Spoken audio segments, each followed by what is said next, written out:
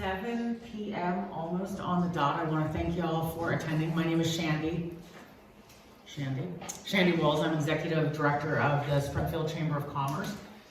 Thrilled that we've had this kind of turnout. We had 21 people register for this event, and we actually had even more, over a dozen, reach out and say, we're interested in looking at the YouTube video, if you could post something afterwards. So we are recording. I should back up. We're trying to record, so that will be available as well. So, Springfield Chamber of Commerce was founded in 2016 while I was on council, and I think that we did a great job of the 2018 municipal election, and we totally forgot about y'all. We totally forgot about the school trustees, and that's something that we wanted to rectify for this go-round. It's almost a $73 million a year budget. There is not anything more important in my mind, and I think from the Chamber's perspective, than the education of our children. And so having people come out interested in serving, y'all are not gonna get rich from becoming a trustee, but the fact that there's this much interest is super important, and we're excited about it. We've had lots of questions as far as the election goes, and we do have this Meet the Candidates event coming up. If you guys go to springfieldcommerce.com, you will see all of the election event information. Meet the Candidates is next, Courtney, what day? September 15th. What day is that? Thursday. Thursday, thank you. If you're registered as a candidate, you can come for free. If you're a chamber member, you can come for $10. If you just want to come because, then it's $20.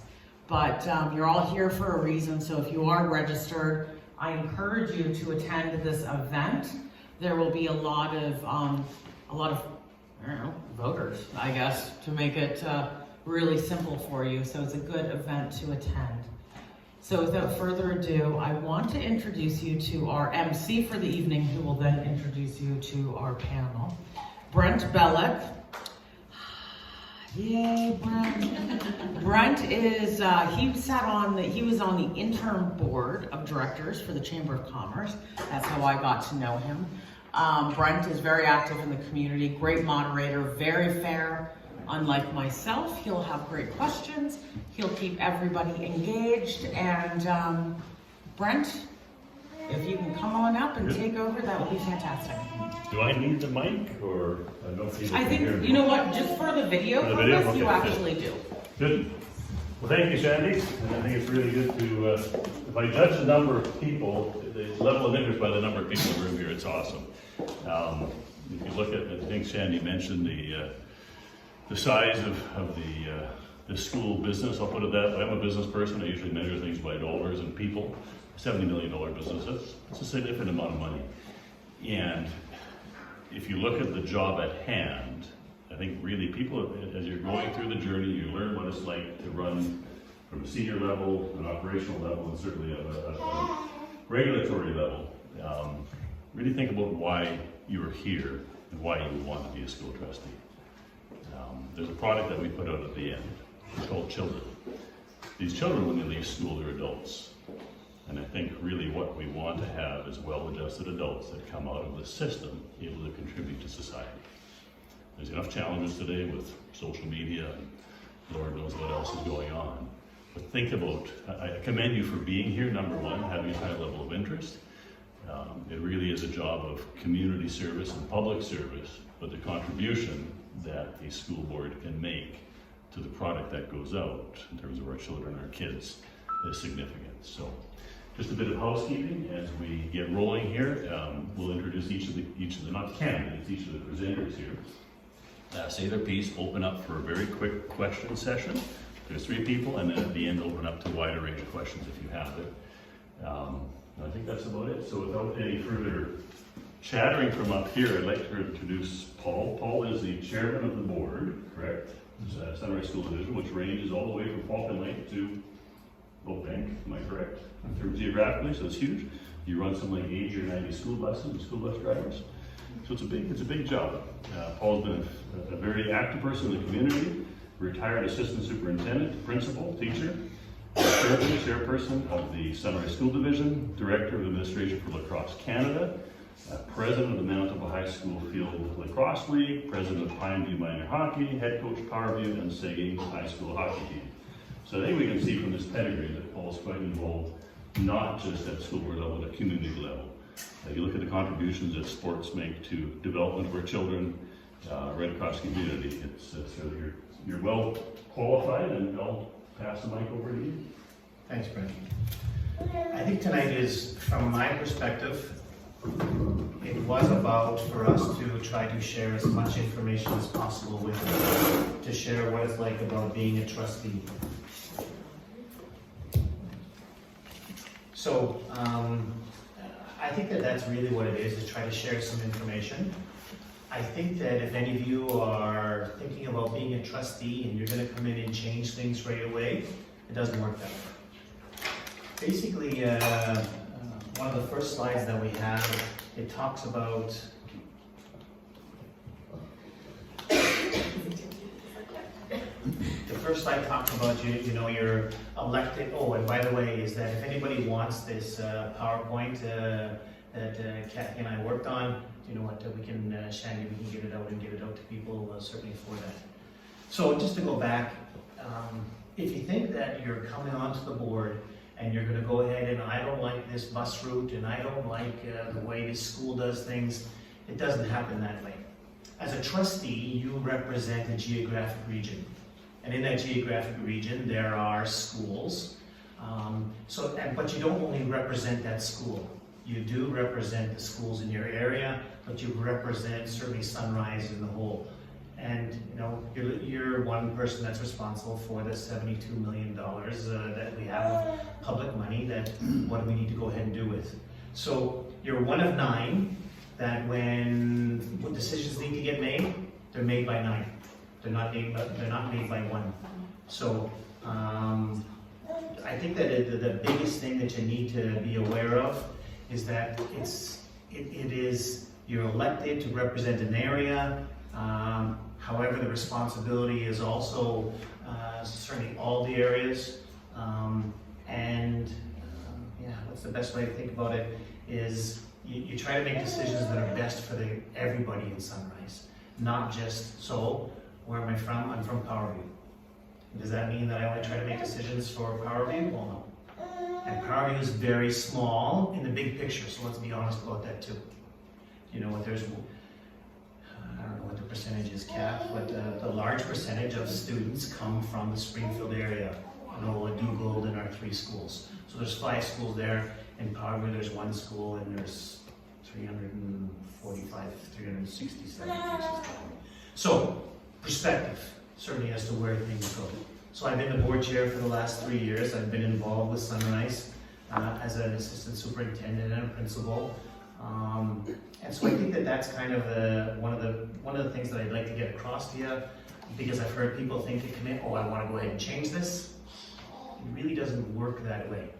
You're one part of a team of 9, the 9 go ahead and make some of the decisions. It doesn't mean that you can't go ahead and be involved in trying to look at policy to change things, because the biggest thing is we do look at the board's responsibility certainly is policy. Our next slide talks about our operational bylaw. So it's the way we run our meetings. It's the way the board conducts themselves. There's pretty set guidelines as to what we need to be going ahead and doing. They can be found on the link that's there, and we'll get you that information. Again, it's a process that we follow through. I think that you'll notice that if you've ever looked at a school board meeting, when I say welcome to the 1 million people that are viewing us online, well, they're not. So that we don't have 1 million people viewing us as to what's going on, that is a little bit of a problem. It's a little bit of a problem for us that we don't have more people from the public.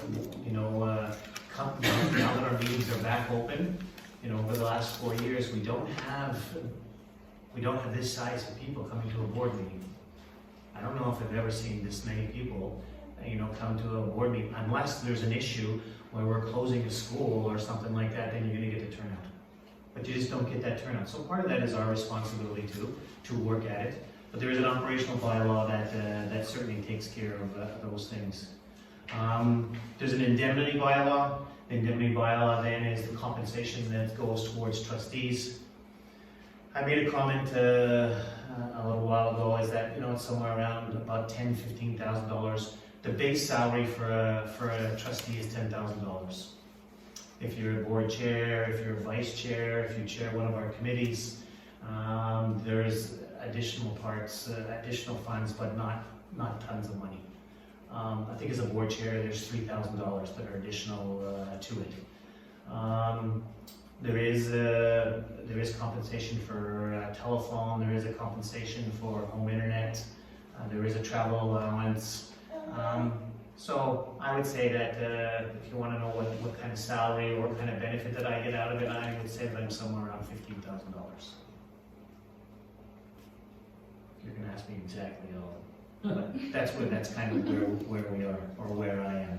And again, it does vary with each trustee, but the base amount for each trustee is $10,000. I would encourage you to go around and see what the indemnity bylaws of some of the other school divisions are. And go on them instead? Well, I'm just saying is that if you think that $10,000 is an awful lot of money, it is a lot of money for sure. But we're not one of the highest paying school divisions around. There's a board policy manual. I think it's on the next slide. So Kathy's job is to run the day-to-day operations of the school division. The board is to set policy to give Kathy some guidelines as to what to go ahead and do. If the board wants to change things, you can through policy. But you can't call up Kathy and say, Kathy, you need to hire this person. Kathy, you need to go ahead and shut schools down because of this, this, and this. You know what? Board sets policy. So around school closure days because of weather. Well, if anybody's mad at Kathy because she's making a decision about closing schools, well, Kathy has a policy to go ahead and follow. And who sets that policy? The 9 trustees. And so our policy is somewhere around -35, -45 wind chill. That's there. And this is where you go ahead and Kathy, you look, and this is the time of day that we want you to make those decisions. That's what Kathy has to follow. If Kathy falls outside of those parameters, yeah, she's coming back to the board and explaining why. But for the most part, when people are mad at her, well, why did you shut schools? This is what we've given to her with regard to policy. And so, basically our job is to set policy, and we can set all kinds of different levels of policy, but that's how we would govern ourselves and govern ourselves with Kathy about what to go ahead and do. We have basically two large committees. We have a policy committee, so we have a chair, so somebody gets elected to a chair and members get elected to the policy committee, and they set policy, they work on policy, and the policy then comes back to the board, and the board would then vote on the policy. I think our policy committee is 4 people, we have a chair and 3 people that are on it. We also then have where we talk about financial oversight, and that's the responsibility of every trustee. To make sure that we've got that where the money is being spent and how it's being spent. We're coming up and we deal with auditors, and the auditors come in and tell us what's the practice of how we're doing financial monitoring ourselves. There's we have a report that's come in, it's been around for a little while. It used to be the financial monitoring report, it's called it's a divisional summary financial report. Okay. Anyway, so it does talk, certainly Kathy and the Secretary Treasurer report to us as to the ABCs of what's going on a monthly basis for us. There are 3 of us that sign, that basically are co-sign on our for basically co-signing checks We're doing most of it electronically. I'm one of them, the vice chair is one of them, and the chair of our finance committee is the other. So our secretary treasurer and that group, they'll sign, well, you need 2 signatures on the check. One of them's always coming from us, one of them's coming from the group. We have a finance committee. So the finance and audit committee is another committee that gets elected. And again, meet with the secretary treasurer and go through, I would say, with a pretty fine-tooth comb, certainly about our financials that go on a regular basis. That committee then continues to come back and reports to the board, reports about our spending. Then certainly as a board member, if you're not on that committee, you can certainly ask questions certainly about it. But that's how you would get information. I think that Shandy, what Shandy said is that I'm going to finish here in about a minute or two, and then certainly go ahead and ask some questions. Yeah. Policy committee, financial oversight, and then our relationship, I think, with Manitoba School Boards Association. So I got elected to Region 3 last year. So I represent Region 3. Region 3 is Hanover School Division, so Steinbach, St. River, St. Anne, Lord Selkirk, Evergreen is Gimli, Lakeshore is Arborg, Lundar Ashton, and then us. So I forgot Interlake, I can't forget Interlake. That would be a good one. And then Interlake School Division, Stonewall, 2 on that group. So I represent now that group with Region 3 as a Region 3 director. And we have a great relationship. When we're not sure of something, I pick up the phone and I call people like Janice that's here with us from the Manitoba School Boards Association. So she's a great resource for us. We use Manitoba School Boards when we're negotiating contracts to give us some guidance. When we're not sure about a policy or we're not sure who's a decision to be made, we can always go to the Manitoba School Boards and they can give us some help. If we want to get some information about what other school boards are doing, they often can supply us with that information. So the Manitoba School Boards, sometimes I'm picking up the phone and I'm calling somebody like Janice. We had a board meeting yesterday, and out of the board meeting was, hey Paul, can you pick up the phone and give Manitoba School Boards a call and then report back to the board as to what about some information. So I've done that and they're great about responding and being a resource for us. I think that's it for me, Kat. And so I think, Shandy, if there's any questions? Good, so Paul, thank you very much. Questions for Paul? We'll have time for a few questions. Well, I was just curious on what is the term for the school trustees? Is it a 2-year, a 3-year, or a 4-year term? Okay. And the policy things that you mentioned, like I just want to be clear, so it gets from the board and then it goes to the superintendent, like this is to get things going, and then into the schools, like the principals are the ones, like say for example, a policy on drills, fire drills, for example. So that's going to be the board's decision to make the fire drill, and then it's passed to the superintendent and the principal of the school is supposed to be doing the fire drills. That's mandated. Is that the process on policies, how it's pushed down to the schools? The best thing is I can tell you, the school board has 1 employee, and it's Kathy. So think about it as, yes, we have roughly 900 employees, but the custodian, I can go in and say hello to the custodian, those kind of things, but it's not my responsibility ever to go in and tell the custodian what to do. My job is we give direction to Kathy, and with fire drills, Kathy then will go ahead and give direction then to school principals with regard to fire drills, and then school principals with their teachers and how to deal with their students. That's how we'll go down the chain. So then when something's mandated, it's totally up to the principal if he wants to do, say for example, 2 drills a year.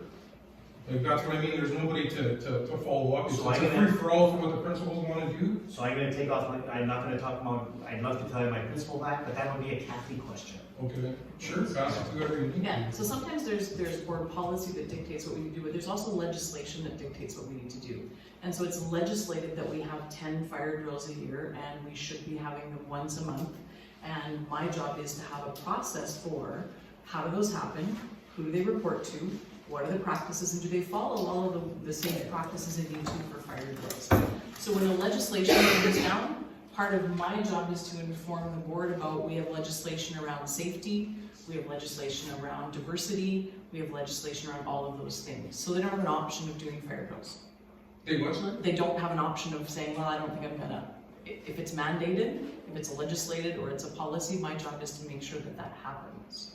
The reason why I'm asking is because I had an incident at the school, and they were like the shooting drills. To me, to my knowledge, 2 mandated. Is that correct? Yeah. Okay, so 1 was only done, and I don't know the length of time that's mandated or whatever, but is there any follow-up for that school not doing it?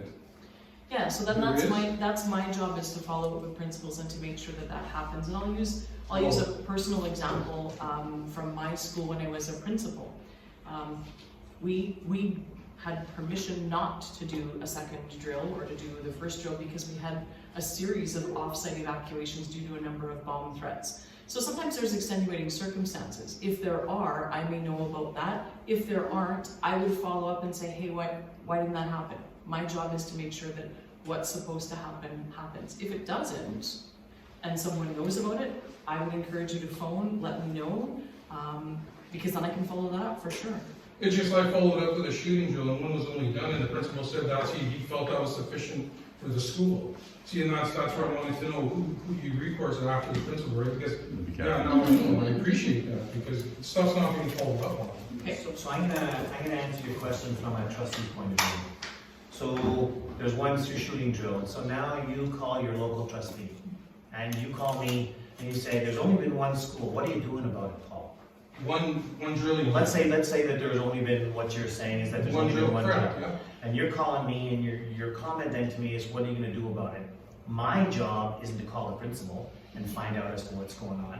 My job is to call Kathy. That's correct. And So everything, even as a parent of a child that's there, is to contact the superintendent, correct?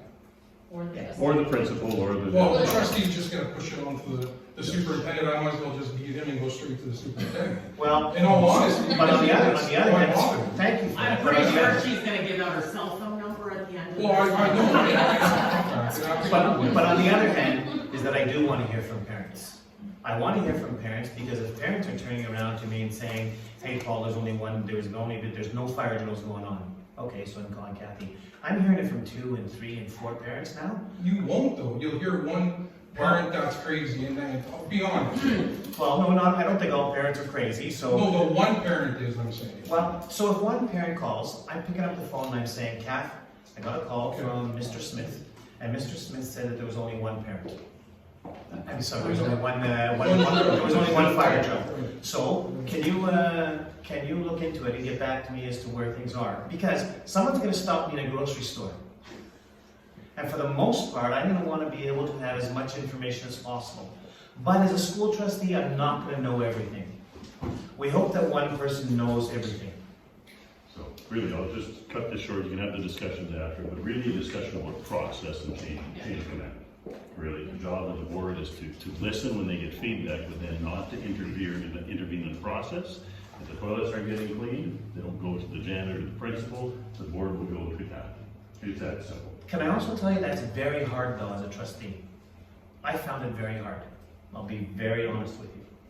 Is that I found it very hard is that my job needed to be go to Kathy and not go to the school principal and say, hey, what the heck's going on? Our toilets aren't clean. So I found that very hard. But part of it is I needed to learn. I needed to learn that. I continue to need to learn that. Okay? And I need to be going to Kathy, and so that Kathy can talk to her people as to find out. Because Kathy's not talking to the trustee, Kathy's not talking to the janitor either.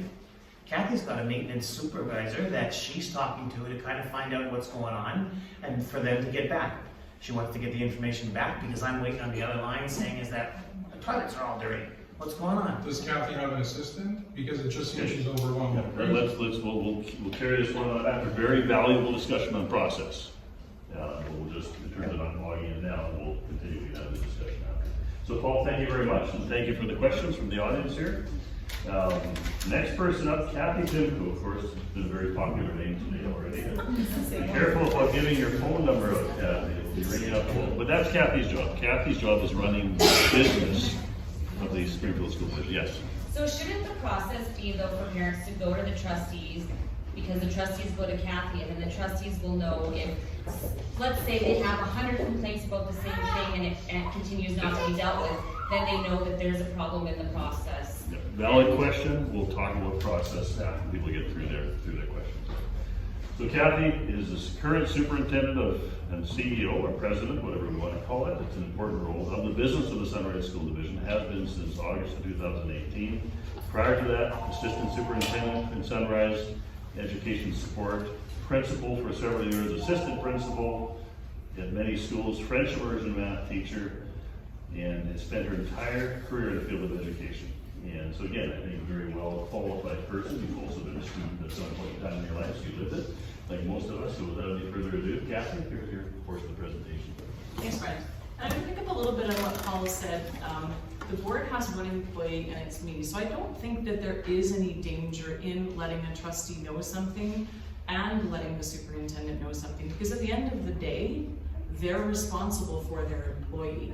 So if they have that information, I think that's a piece that is an important chunk. You're not gonna leave them out of the loop, and they're not gonna leave me out of the loop. So we have to be kind of working hand in glove with those kinds of things, because Paul doesn't want to be cornered at the grocery store saying what's going on here without knowing, and I don't want to have, him trying to clean the toilets. So that's kind of one of those pieces that we want to be working together on, and letting each other know who's doing what and making sure that we're all in the loop with things. It is a big job, and yeah, I do have a lot of help. I have managers, I have an assistant superintendent, I have principals who do a bang up job. I've got a lot of people, and I think one of the biggest pieces as a superintendent is really knowing who does what and who to go to with those kinds of things, because I cannot do it all. I am that voice that I had to call during all of the COVID letters, and I can only apologize for you having to listen to that on the phone however many times that needed to happen. But that was one of those things that does need to come from a superintendent. I have to follow the policy on cold weather stuff, and my ICT technology director does those phone calls. So it's a matter of knowing sort of who does what in all of these places and spaces. We're big. We have 19 schools, and we do go, if you were to get in your car from here, you could drive almost entirely up to Grand Beach, up to Nopaming Park, to Falcon Lake and back. If I spend 2 to 3 minutes in each place along the way, I can leave here at 8 in the morning and maybe get back by 4:30 if I don't get any trains. So it's big, and there's a lot of things that happen in this region. We have 4 adult ed centers, and I'm pretty proud about the stuff that we do. We're probably one of the biggest and best adult ed centers that are on the go in the province. We hold our own with those in Manitoba. We have operational sites for transportation, for technology, for the finance part of things, and for education. I think Brent and Shandy both said we are about 4,600 students, and we have approximately 900 staff. We're fortunate that we have a pretty stable enrollment, so we're not having large influxes and large declines in population. It kind of allows us to stay pretty stable with the number of students that we have. We do have one anomaly, and that's that we have all sorts of configurations of schools. We have some schools that are kindergarten right to grade 12. We have some schools that are 6 to 8. We have some that are K to 8. We have a 6 to 12, a 7 to 12, K to 5, K to 6. The configurations of all of the schools are different, and that's one of those things of rural education, because you design a school for the number of kids in your community, and sometimes that's a K to 12 and sometimes that's not. So that's kind of an interesting piece about the school division and being in rural and being that large, is that configuration of schools is different. We do a lot of teaming and we do a lot of hard work together, so I'm pretty proud of the schools and the programs we have. I wanted to include sort of the report to the community because very often, unless you have kids involved in the system, or unless you are on a parent council, or unless you're highly involved in the school, it's sometimes really hard to find out, well, what the heck goes on in those places and spaces. So we have a divisional report to the community that gives you a little blip into each school in the division. We try to embed the links here so that if we email things, you can click right on them and it will take you right to where you need to go, and you can take a cruise through that report to the community. That will give you a big glance at all of the schools and kind of what some of the things are that they're doing. Each of the schools has their own report, so if you happen to be deciding to run for a particular region, you could go to there and click on the school that's in your region and learn a little bit more about each and every school that might be in the region that you're trying to represent. And that kind of gives you a glance at how many students, what programs, what are some of the things that they've accomplished during the year, and those sorts of things. Our board meeting schedule. So one of the things is, what kind of commitment are you coming to the table to put in? And our board meets the first and third Tuesday of each month. So that operational bylaw that Paul talked about, that's decided in the operational bylaw. So it is set at the first Tuesday and the third Tuesday of each month. In December, we have one meeting, because it's a little shortened by Christmas holidays and because it's Christmas concert season, we have one meeting in December. We do not meet in July. We take a wee bit of a break as everybody else tries to do the same thing. And then we meet again once in August. But every other month we have 2 meetings, and it is the first and the third Tuesday. If that changes, if that needs to change, then it has to go through an operational bylaw to change that. So that will be the time commitment. This board has been super fantastic and awesome at trying to guard Tuesday and Thursday nights if they should have to have a special meeting. During budget season, there is no way that we can get all of the budget work done on the first Tuesday and the third Tuesday of the month. There are additional meetings that happen to get some of the work done. But they're very good at trying to guard Tuesdays and Thursdays as the evenings that they meet. Partly so that people can leave their schedules open, and partly because they very much value and respect the fact that as employees, having to stop, drop, and come every night of the week probably isn't a good work-life balance either, and we do really, really appreciate that. Standing committee meetings take place. So Paul talked about the policy committee and the finance committee. I work with the policy committee team, and we meet once a month. That team decides sort of if it's a Thursday, if it can be a daytime meeting, because people aren't employed during the day, they will sometimes do a daytime. But if someone is working during the day, then it's an evening meeting for policy committee, and same thing for finance. The secretary-treasurer sits on the finance committee because the secretary-treasurer should be on the finance committee. I have the education piece and the policy piece. I can hang out at the finance committee, but the expertise lies with our secretary-treasurer, so they work with the finance committee. I'll talk about the policy manual, and the board owns the policy manual. One of the big pieces that they do is they set policy for the division. There's an enormous document on that link that is our procedure manual, and that goes through the nuts and bolts of how long do you isolate for communicable diseases, to how many fire drills they need to be, to how do you ask whether or not I can have an accelerated program, to field trips, to absolutely everything. So there's a very, very large amount of procedures that go into that procedure manual. That's what holds our schools and our people accountable. How do they get through some of the pieces that they need to know and need to follow? So that's our reference and procedure manual.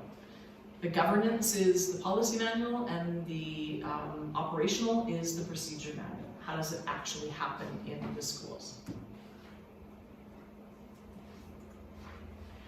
And then one of the other pieces that this board has really done some hard work on this past little while is our decision-making matrix. And we have a decision-making matrix that says pretty clearly, here's what is entirely the board's authority, here's what the superintendent must bring to the board, here's what it would be nice to inform the board about, and then the stuff that is entirely in the superintendent's wheelhouse. And there's a lot of those things. That column sometimes seems to be empty because it's like other duties is assigned, or all else sort of falls into that category.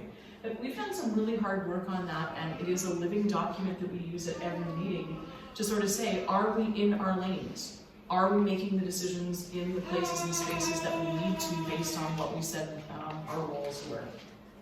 Lastly, I talked a little bit about Manitoba education and early childhood learning, and this has gone through a number of name morphosis, but this is Manitoba education, this is the government.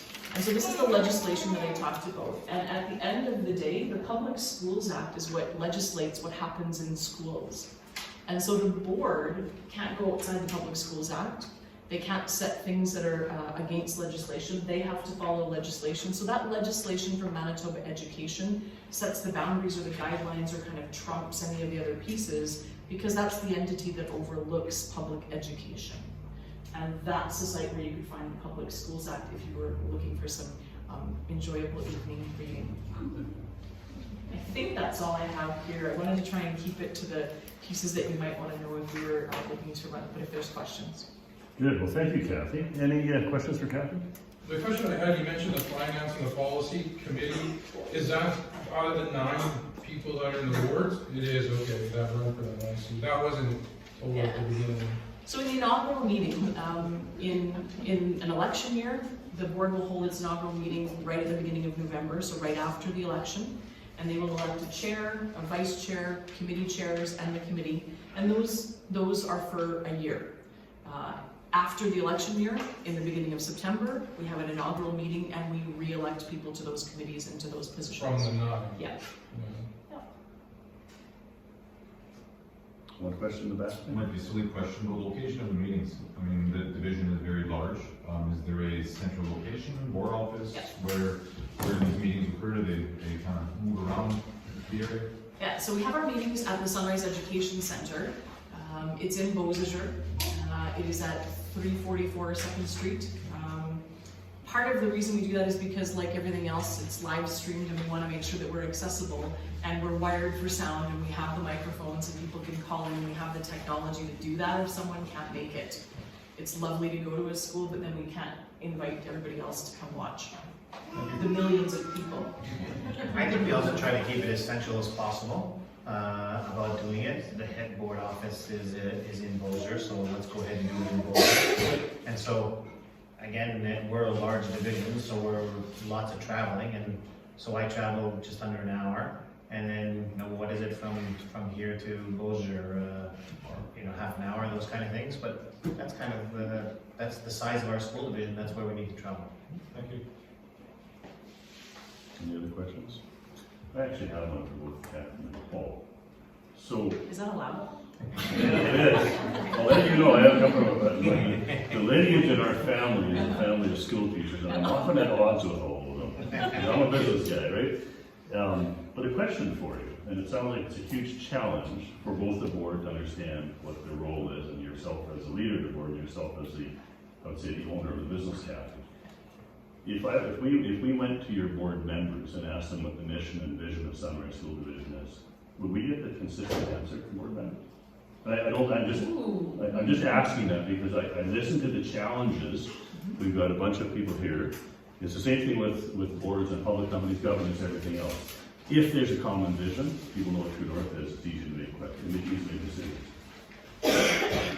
And maybe don't answer if you don't feel comfortable. Those are fair questions. I think that is a really good question. Do I know that all 9 of us sometimes are on the same page? No. Do I think that the common vision, well, we do have a vision. Is it something that we've done very well with over the past 4 years? Probably not. We have worked very hard on our decision-making matrix. And because I think that we really needed to understand what our role is as trustees and what the role is of the superintendent, who owns the decision. And I think that Kathy's right. We have now come out with a living document that really talks about whose job it is or whose responsibility it is. Because often I think that we get trustees, myself included, that sometimes want to get into the nitty-gritty of how schools run. And so I think that we work hard on the decision-making matrix and need to remind ourselves of that. And so it is something that we talk about every meeting, and just to make sure we all know. I guess the best thing is we all need to make sure we're playing our positions. It's interesting because I've had the privilege of having insight with some very well-managed leadership corporates, and if you go to senior people, they'll get the same answer in terms of, they don't always agree, but what is the mission and vision? What is the objective? And that's, as we go forward, that's something we'll wrap up at the end and try to get some clarity, because it's a way to getting people to coalesce. You don't always agree on how the job gets done, but what's the objective on the final product. So anyways, you don't have to. Yeah, I guess the one thing I would say is part of the dance that the superintendent does is takes the Manitoba education, True North, and puts it together with the trustees, True North, and puts it together with the schools, True North, and tries to make sure that those are all in alignment. And that's a tricky one. That's always lots of conversations and lots of hard work together and kind of making sure that that's all in line. Because you have so many things to be responsible for: transportation, getting the kids there safely, a safe environment, that if there's a crisis, the crisis isn't a problem, close the problem. And make sure processes follow. And then you've got the bigger job of education and getting that product, which my families who are in, didn't like when you talk like this, but you're putting a product in the marketplace. And as a business person, you want good product to put into your businesses, be it finishing concrete or becoming a doctor, a lawyer, carpenter, whatever it is. They're all important roles. So, As an educator, we want good humans. good human beings, good values, absolutely. I'll wrap up at the end. But anyways, thank you very much, Kathy. I have Next one question before we go on to Crystal. I've actually been looking for clarification. So there are 9 trustees. How many of them come from Springfield, and where do the rest? Are there other places that people come from other than Springfield? I'll do that. So there are 2 from the Oak Bank. So trustees are based on population, certainly as to the wards. So 2 come from Oak Bank, 1 comes from Dugald, 1 comes from Manitoba. We have 2 from Beausejour, so 1 from the town of Beausejour, 1 from the RM of Beausejour. We have someone from the rural municipality of Whitemouth, 1 from the rural municipality of Lactabonnie, the town of Lactabonnie. And then there's me that's up in Powerview, that's the town of Powerview, Pine Falls, and the RM of Alexandra. Thank you, and just for clarification, in 2018, because I just learned this, we didn't have anyone run from Enola. So if you're from Enola, hang your head in shame. And put your name in this time around, it's important. Anyway, go on. Okay, so our next one up is one more question. Okay. I'm just curious how the colony schools fit into this whole conversation. Say that again, sorry. I'm curious how the colony schools fit into this whole conversation and how that fits in with the trustees, because it's my understanding that they're sort of their own identity, but yet under the umbrella of Sunrise. Yeah, and I think for me, our colony schools are absolutely part of Sunrise. The difference maker is that the building is on colony property. So our teachers will go into the colony and do education. We have 2 educators who are colony born and raised who are in the system now. But we have them as the rest of our schools. They follow the same curriculum. The difficulty is in high school because there's a small population. They do a lot of distance learning and a lot of remote learning, which is less than ideal, but they are absolutely part of that Sunrise family. Is that? Yeah, so we have 6 colony schools. In my area, there's Huffer Colony. And I do spend some time because of knowing the administration there and at school. And if you ever get a chance to get invited out to a Christmas concert at a colony, it's Incredible. yeah. I was trying to find the right word, but incredible is great. But yeah, are we still? Do you know what? Again, we're responsible for all the schools. But do we each constituency and each trustee, do they have colonies in their areas? Yeah, they do. Okay, thank you for that. Okay, our next one is Crystal. Crystal, I would say, is the gatekeeper of all this. Crystal's official title, Senior Election Officer for the Sunrise Division, right? Quite an interesting pedigree. Full-time resident, Arm of Springfield, former graduate of Springfield Collegiate, awesome.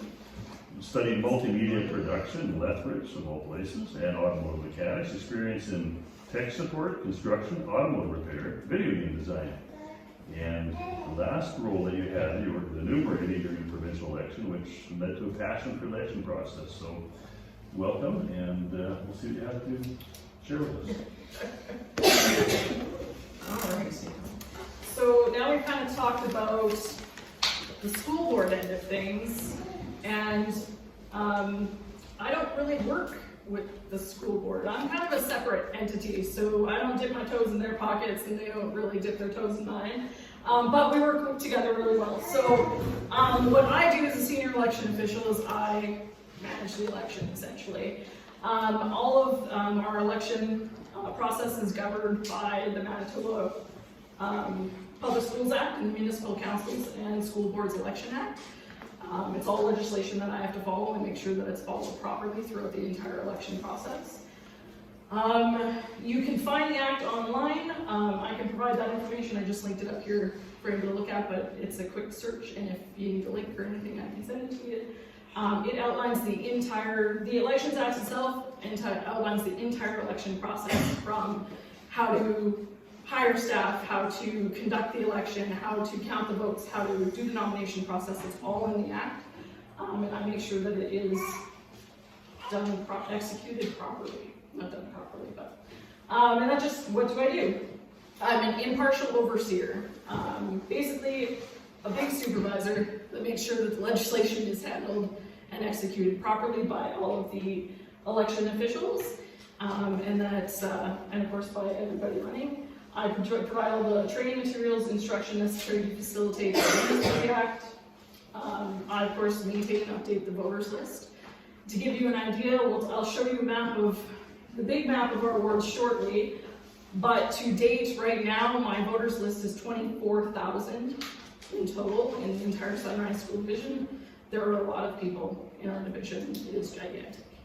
So that's a lot of people to go and talk to in each area. I also administer official oaths and, of course, arrange all the the polling stations and approve all your nomination papers, which we will get into. So pretty much any election-related questions, I'm your person. All my contact information is on the forms there, so you can reach me anytime. It's a little bit blurry, but this is our greater ward, our greater map. And just kind of summarize the wards a bit. We have a single trustee in every ward except for ward number 4, which is our opaque area in the northwest side of the RM of Springfield, which is a gigantic population, which is why we have 2 trustees for that area. But you can see Ward 1 is White Mountain, Seven Sisters. I just kind of named the cities, the towns, Pattishville, Prada, Rennie, and East Braintree.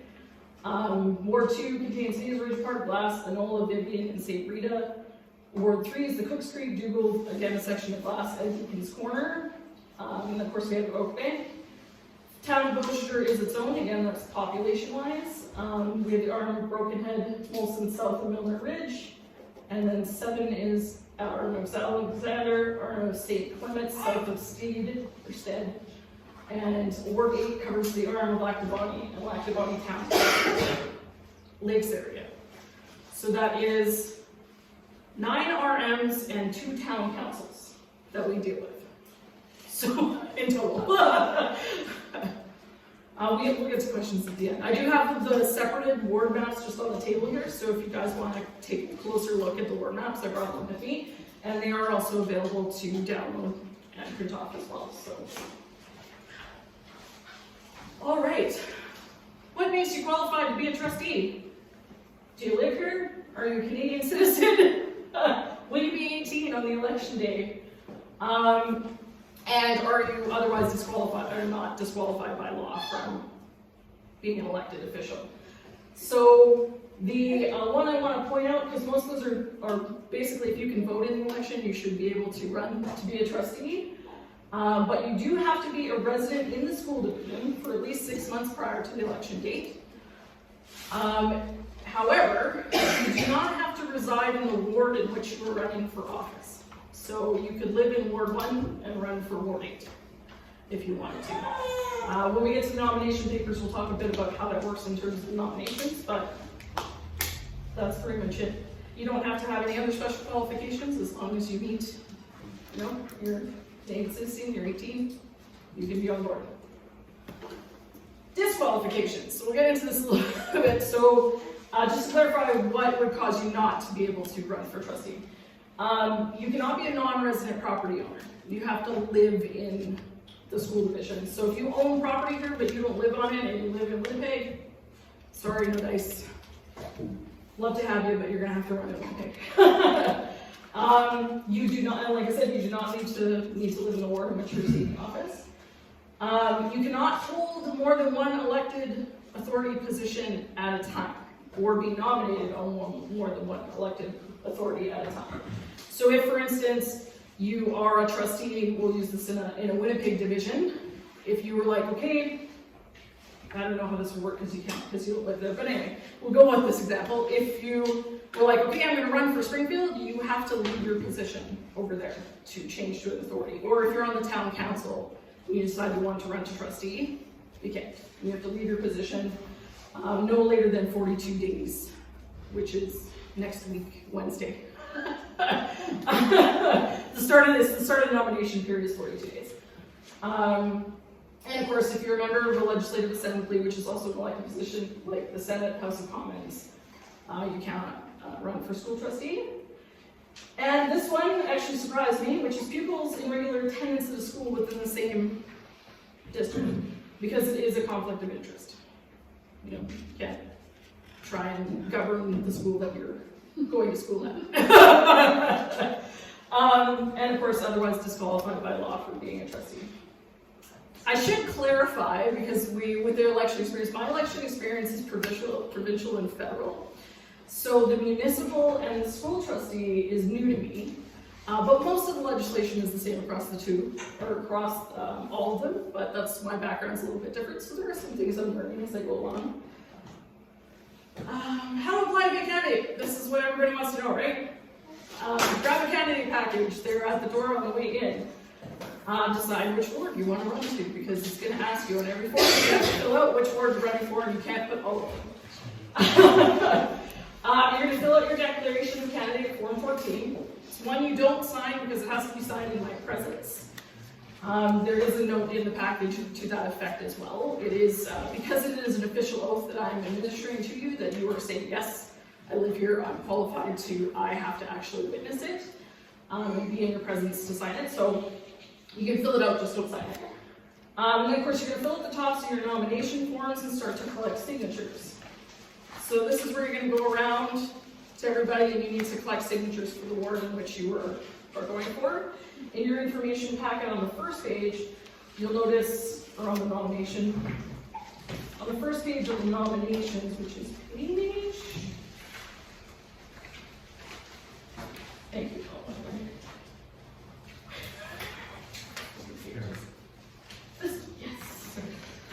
I'm looking at it on your desk right now. So it looks like this.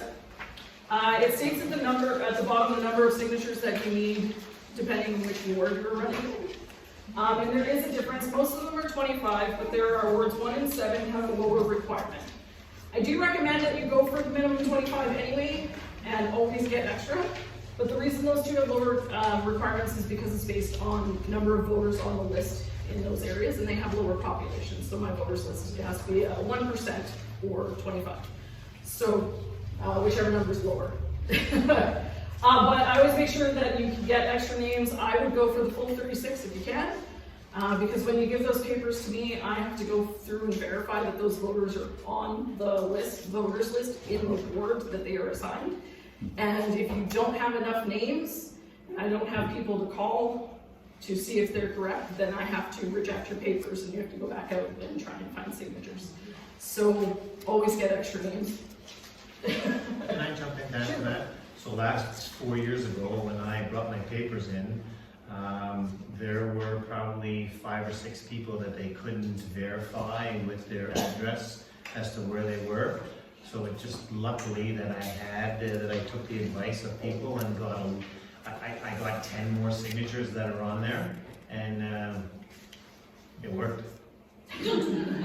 So, You didn't have to get sent back but out. yeah, I didn't have to get sent back out, but yes, some names, you know what, again, the SEL couldn't find addresses and verify them, and so I sat there while they were waiting, and no, we can't do this, and I'm kind of like, but, you know, that's the process. So it is a good idea that Crystal talked about, you know, if you need 25 to get 36, I would get at least that.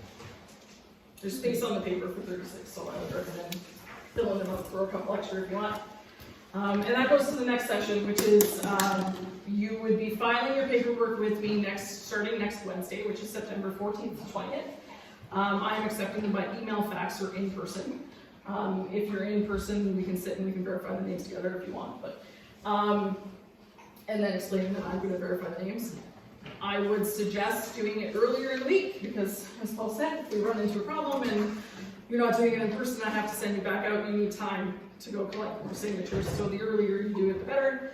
And of course, I am available on Saturday and Sunday as well by appointment. The office is not going to be open, so if you want to meet me on the weekend, just make an appointment with me, I'll leave it open. So. And just to clarify, you have to give you the papers between the 14th and the 20th. It have to be between 8 and 5 p.m. Outside of that time frame, I will not accept them. So if somebody comes and, 3 o'clock on the 20th and want to get your papers in, and you don't have all the signatures, you're out of luck. So I think that, so part of it is that some people are gonna wait right to the last minute. Well, if there's 3 people that have made appointments with Crystal at 3 o'clock, you're not getting yourself in. So I'm just giving you a heads up that, Listen to her. yeah, listen to Crystal as to what she's going ahead and doing, and she's gonna verify, and she'll take it till 5 o'clock, and afterwards, if she's verifying and you're not in, you're out of luck. We'll wait until. Yeah, I think almost you, after the I questions. don't Oh, I got one behind you though. Sorry. If you can hang on with the question, yeah. Okay. So just some general things to keep in mind as you campaign. You are not an official candidate until I actually approve your nomination papers. So unlike municipal elections, which have a registration period, we don't with the school trustees. Our registration period is that nomination period. So you aren't officially registered until I approve your paperwork. But that doesn't mean that you can't campaign and stuff ahead of time. Financially, there are no limits on donations or anything with the school trustee financing. So as you're campaigning, you do not have any limits. However, on the offset of that, none of the donations are tax write-offs. So you don't have a limit, but people are just giving you money with no write-off for them. So keep that in mind. After your nomination papers are approved, at your request, I can provide you with a voters list for the ward in which you are running to use in your campaigning efforts. And if you are away during any period of your campaign, consider taking a look at form number 14, which is also in that package, which is to appoint an official agent. So this is someone who can act on your behalf. If for some reason you have to go away during the nomination week and you can't be there when I verify your papers, appoint an official agent so I have somebody to contact on your behalf. And if you're on vacation or something, I'm not calling you and you're scrambling, trying to go, oh God, I need names, but I'm in Alberta. So keep that in mind, that paperwork is there. Other things to note, for the voting logistics for you, we have done our best, I've done our best to set up a one-stop shop for voting. The goal this year, if you can vote for your municipal election, you can vote for your school trustee at the exact same time. That includes advanced polling and mobile polling and election day. It's all going to be in the same building, and I can confirm that with all of my RMs. I just finished talking to my last RM this week, so yeah. So we will be able to shift people. So when you're campaigning and stuff, talk to people and be like, hey, when you do your municipal voting, you can vote for school trustee at the same time. So mail-in voting is also available and encouraged because the RM is so large and we have little pockets that are in kind of weird areas. Definitely talk about that. I've also included a form in your package for mail-in voting for you to take with you. You can photocopy it, hand it out. And that just makes it convenient for people who may not be able to. For instance, we have a few voters in the Richaud area just south of number 1, where their closest polling station is in Shane. So that might not be convenient for them. They can do a mail-in vote. Advanced polling will be held on varying dates. Those are decided by the RMs. I will provide that once you're accepted as candidates. And as Brent had pointed out, nomination papers can only be accepted during the business hours on those specific dates, no exceptions. And it is your duty as a candidate to know the bylaws for the area that you are in. With the 9 RMs and 2 town councils, each one has its own bylaw in terms of running elections where you can place signs, things like that. I can't keep track of that, there's too much. So it is on you guys to make sure that you know what the rules are in your area. There are specific polling station rules and stuff that I do know, but that's on you guys to know the bylaws and whatnot. So if you violate them, it's not on me. Important resources and dates. So candidates and packages and more maps are all available in our election section of on the Sunrise website. You will notice it's tiny URL. That's because my election website the link is really, really low. Voters can submit changes to the voters list until September 20th.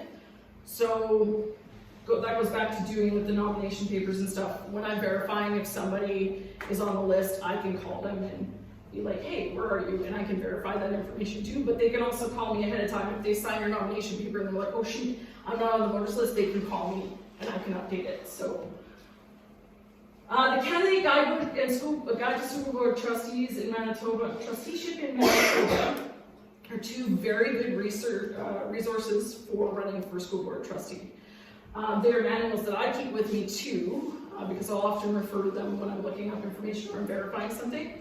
Both are available on the Manitoba School Boards Association website, which is also an excellent resource. They run webinars for you guys on all the facets of running for trustee, including one very good one on financials and things like that. So I would highly recommend hopping over onto their website and checking out their resources. I believe there is, and Janice, I'm going to reference you here, I know it's supposed to, there's an information session on the 13th, right? September 13th, it's virtual session. Yeah, so that's a virtual webinar. Anybody who thinks of running for trustees, and they will answer your questions live. They're fantastic over there.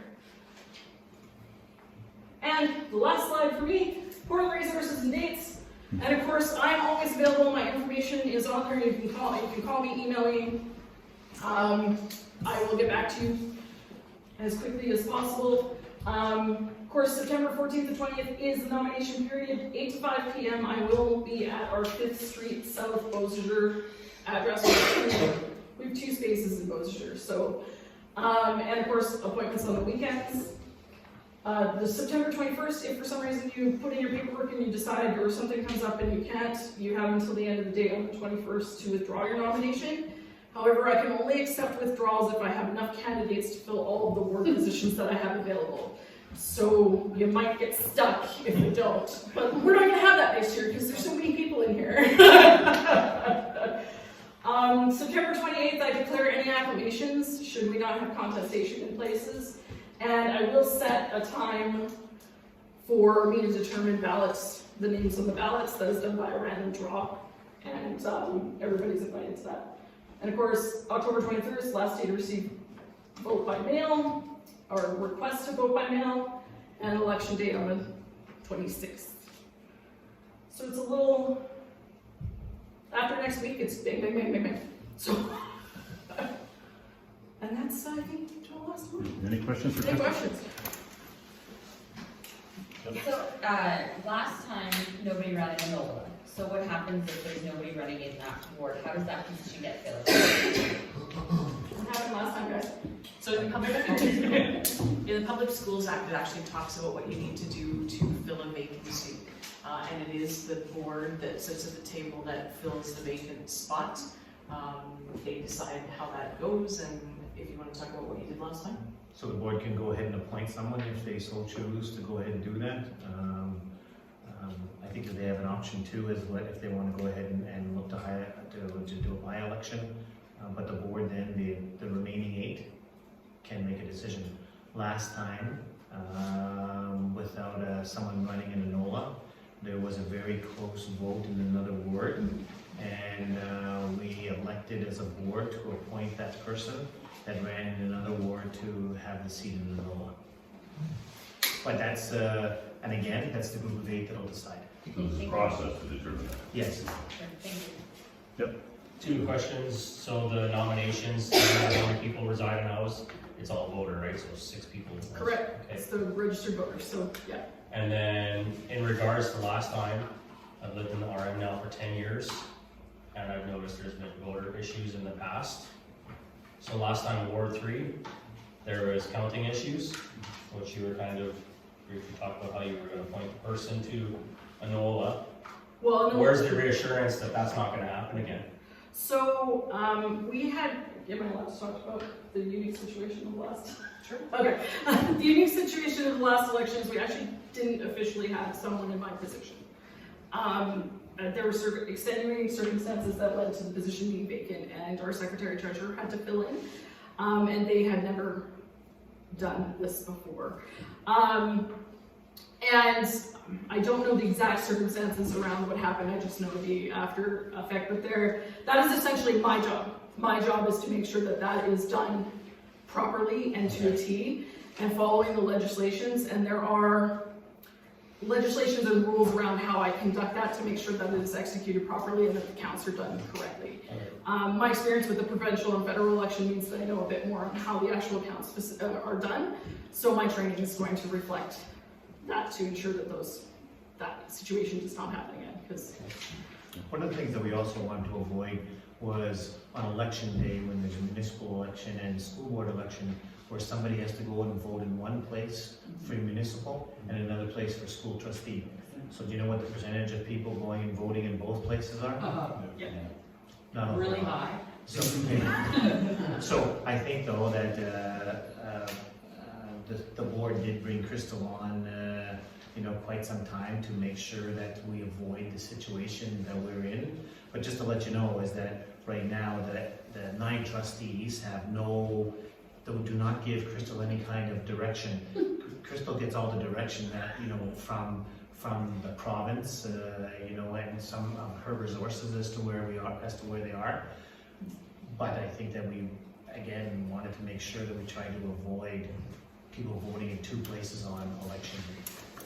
This might be the only thing that you don't call the superintendent. yeah, it's literally election stuff, it goes in the end. I just have a quick question, because I know earlier, I think Paul Gazuda had said about basically the division not really growing, like it's kind of been a steady haul.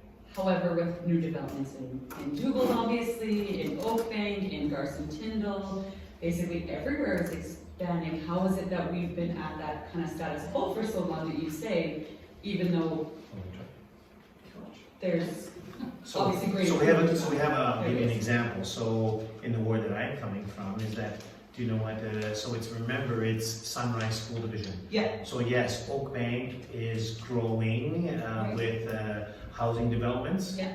Well, some of our other areas are not growing. But is Harvey losing the amount of people that Oakbank is growing? So I'm going to give you an example. So I was a principal in Harvey. We had 700 kids in the school, and I was a principal there from 95 to 2004. Okay.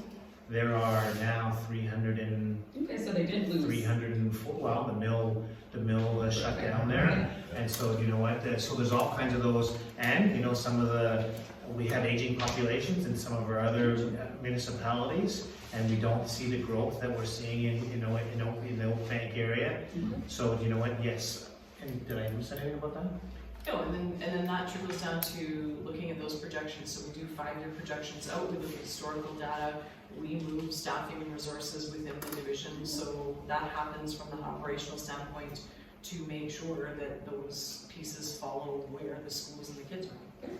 And it's a great question, because if we know that one of our areas is growing, then what do we need to be doing about it? And you know what, Kathy and her team just, it would have been mentioned at our last school board meeting about us getting a report for some information about where growth is and what do we need to go ahead and do to plan for the future as to where we are.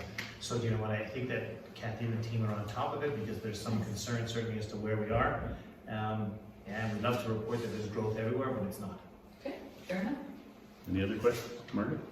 The Sunrise students that you have, like the 4,600, is that including the ones that get bused to PET or not?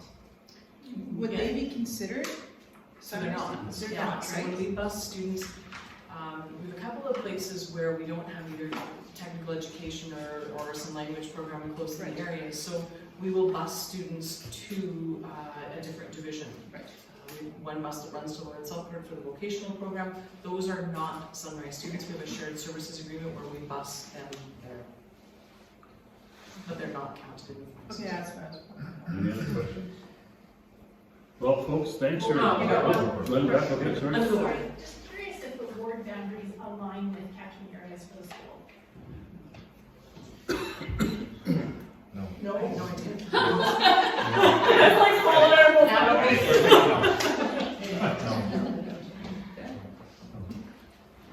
I would like to just, you know what, if you're thinking about becoming a trustee, I think you need to come, that if you want to be one, you're coming for the right reason.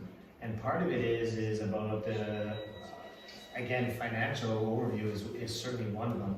But it's about what are we looking at and what are we doing with our kids and trying to, you know what, support our education for our kids.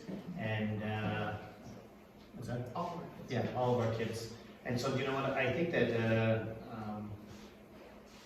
yes, do I get some calls that people aren't happy, but at the same time, I also get a chance to go into the schools, and I get to go to graduations, and I get to see some of the things that are going on in our schools. And you know what, I happen to be by Carvey School today, and the kids getting off the bus early in the morning, and you know what, there's a lot of great smiles about kids going on in there. You get to talk to, I get to talk to some of the teachers, and yeah, you know what, that's certainly, you know, what some of the reasons why I'm going to run again for a trustee.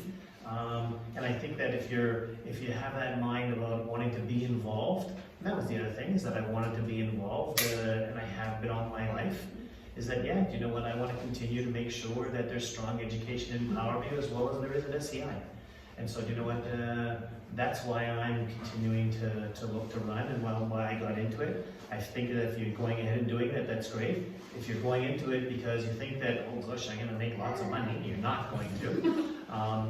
And you know what, that if you're also going to think that you're going to go ahead and change the world, you're not going to.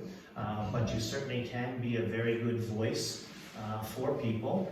And you know what, by setting policy about how the school division runs, and how Kathy and the rest of the team go ahead and educate our kids. Yeah, I think I'm really happy about it, and yeah, I'm gonna run again, and hopefully I'll get elected and go from there. Any other question? Go ahead. What would you say your time commitment is for the big $10,000 that you make? Yeah. In the office or out of the office, I want to qualify that. So I think that coming to board meetings, you need to be well read as to what's going on. You need to make sure you do your homework, because if you don't do your homework, it is obvious that you don't do your homework. And part of it is we've got schools coming in and giving us presentations, and they're talking to us about the goals that they're setting. So do you know what, Lorraine, so I think that, hard to say, I think. So as a board chair, I've been way busier. But that's, if I wanted to be the board chair, then that's fine, because I do meet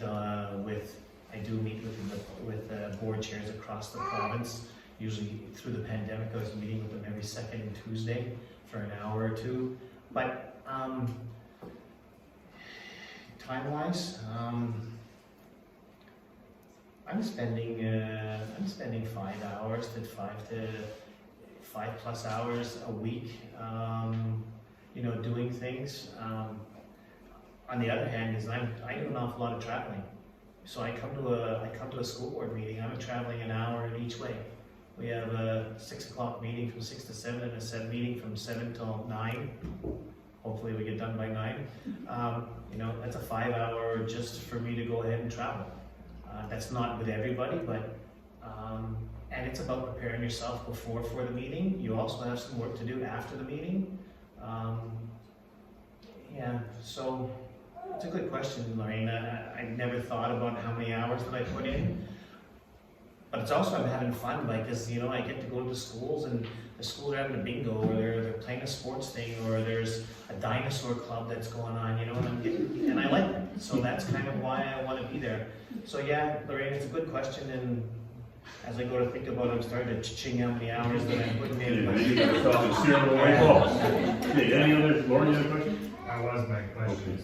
Good, well, I'll wrap up now, and I'm sure you folks are going to stay around, but just to paraphrase what you went through, Paul, I think what we heard from you rules process to get progress. It's a job of governance, and I hear that there are challenges for people coming in to understand what the role is actually of a trustee. So what I'm walking away and taking away from this. Kathy, your job is of execution. I don't think we realized how large your business is. It's 19 schools, average 250 students per. You've got a budget of about $16,000 per student, which seems like a lot. Transportation, safety, employment, rental. I guess you guys must own your buildings. You got to pay tax, repair, and maintenance. So it's a big budget, but it's a big business to manage. Crystal, rules and regulations around the process. But as I was sitting here, I was looking at the banner there, Springfield Chamber of Commerce, and I'm going, And then I heard the discussion after about kids and people and areas that are getting big and other ones that are getting small. So we think about what's going on in our community, what's going on in our country. Springfield Chamber of Commerce is representation of interested business people. Interested business people need people to help run their businesses. Communities are nothing without people. People are nothing without business. And it sort of came to me the whole link between the Chamber of Commerce, then we go to the rural municipality, we've got elections coming up there. The role of local governance is that of building the infrastructure, the roads, the sewers, the splash pads, the parks, so we can actually build a community around that. Then the job of the school is to put out citizens that are actually going to contribute to society. So I hear what Paul is saying, Kathy, the job of running it, Crystal, the job of making sure that the right people are in the running. Absolutely ecstatic that we have a whole group of people here.